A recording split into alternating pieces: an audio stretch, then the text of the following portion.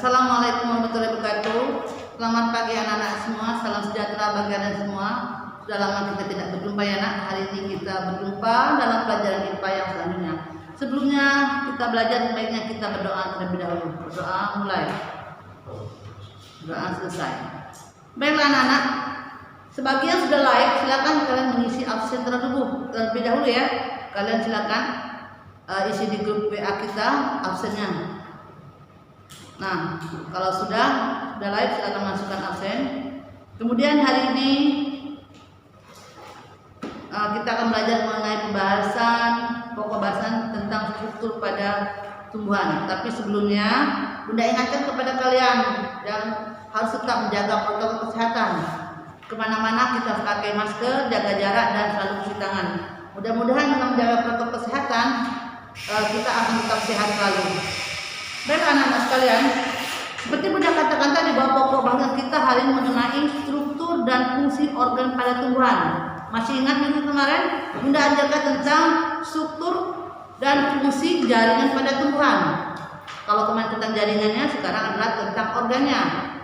Kalian tahu kan bahwa organ itu adalah kumpulan dari beberapa sel yang mempunyai fungsi yang sama. Maka kebetulan organ.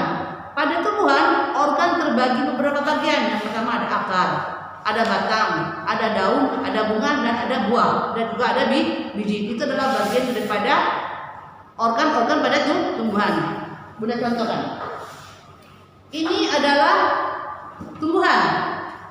Mungkin kalian ada yang tahu itu termasuk tumbuhan apa ya?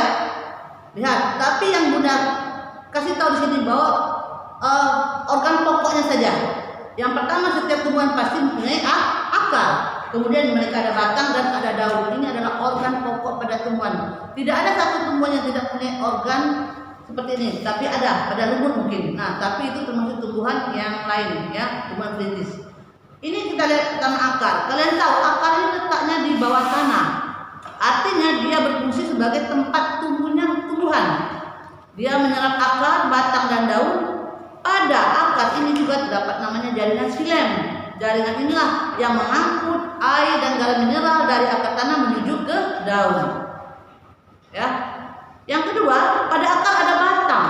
Batang ini tempat tegak atau berdirinya tumbuhan. Kalau tidak ada batang, bagaimana tumbuhannya mau tegak atau berdiri? Nah, pada batang ini juga terdapat beberapa lapisan. Nanti kita lanjutkan selanjutnya ya.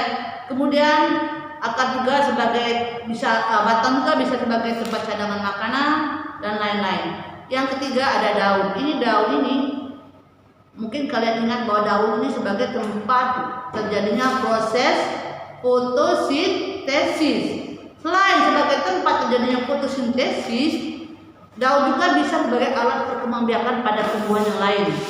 Ya, dia juga bisa sebagai alat perkembangbiakan, misalnya pada tumbuhan cocok bebek. Dia berkembang menggunakan daun. Ya. Nah, ini secara ringkas saja bahwa tumbuhan ini terdiri dari akar, batang dan daun. Ada lagi buah dan biji. Biji sebagai biji terdapat pada buah yang bisa digunakan sebagai alat perkembangbiakan. Untuk lebih lanjutnya, itu kalian bisa baca buku di halaman 62 sampai 65 mengenai struktur organ pada tumbuhan. Setelah kalian baca, bagi yang tidak tahu kalian boleh bertanya melalui WA pribadi Bunda ataupun ke WA grup. Setelah kalian mengerti, kalian boleh kerjakan latihan di halaman 65 nomor 1 sampai nomor 5. Dan satu PR lagi, kita akan melanjutkan pada tumbuhan bunga. Bunga, Bunda harap kalian membuat video tentang bunga, yaitu bunga lengkap atau bunga sempurna. Itu bunga yang terjadi pada bunga kembang sepatu. Jadi anak-anak, setelah pelajaran selesai, kalian mengerjakan tugas dan mengumpulkan tugas mengirim pada Bunda. Kalian cari bunga sepatu, bunga kembang sepatu. Itu adalah salah satu contoh tumbuhan lengkap. Kenapa lengkap? Karena dia memiliki mahkota bunga, kelopak bunga, tangkai bunga, biji, bakal biji, dan lain-lain.